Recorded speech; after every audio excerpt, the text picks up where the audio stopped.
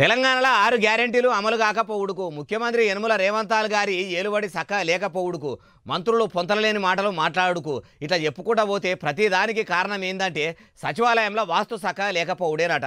మోకాలుకు బోడగుండుకు లెంక పెట్టినట్టు అట్టెట్లనే ముచ్చట మొత్తం అర్థమైతలేదంటారా చెప్తాపండి. అప్పట్లనే సచివాలయం మీద గద్దలు తిరుగుడు రాష్ట్రానికి అరిష్టమని ఎవరో చెప్తే సెక్రటేరియట్ వాస్తు మొత్తం కేసీఆర్ సార్ పురాగా మార్చేయించిండట. దానికి చీమిడి గారుతుందా ఏం సైలేదని ప్రజలు పన్నుల రూపంలో కట్టిన పైకాన్ని అట్లా ఖర్చు పెట్టుడు ఏంది, అసలు కేసీఆర్ సార్ దమాక్ పనిచేస్తుందా, ఎందుకట్లా ఒంటెత్తు పోకడ పోతున్నాడని ఎవ్వరు ఎన్ని మాటలన్నా నేను పట్టిన కుందేలుకు 3 కాళ్ళు అన్నట్టు పట్టించుకోకుండా సుక్కల లెక్కలు రాసి అయ్యవార్లందరినీ పిలిచి సచివాలయం నక్షను చూపెట్టుకుంటా ఎట్లా చేస్తే బాగుంటుందని సిద్ధాంతులతోని చర్చల మీద చర్చలు జరిపి దాని రూపురేఖలు మార్చి రాష్ట్రానికి ఏ కీడు జరగకుండా ఉండాలని వాస్తు ప్రకారమే సచివాలయం కట్టిండా.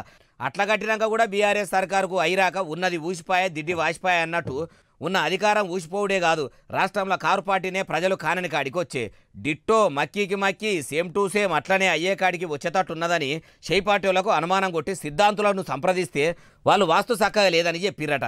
సెక్రటేరియట్ లోపలికి పోయేందుకు ఉన్న పెద్ద గేటును తీసేసి పక్కపొడి వేరే తొవ్వ చేస్తున్నారట.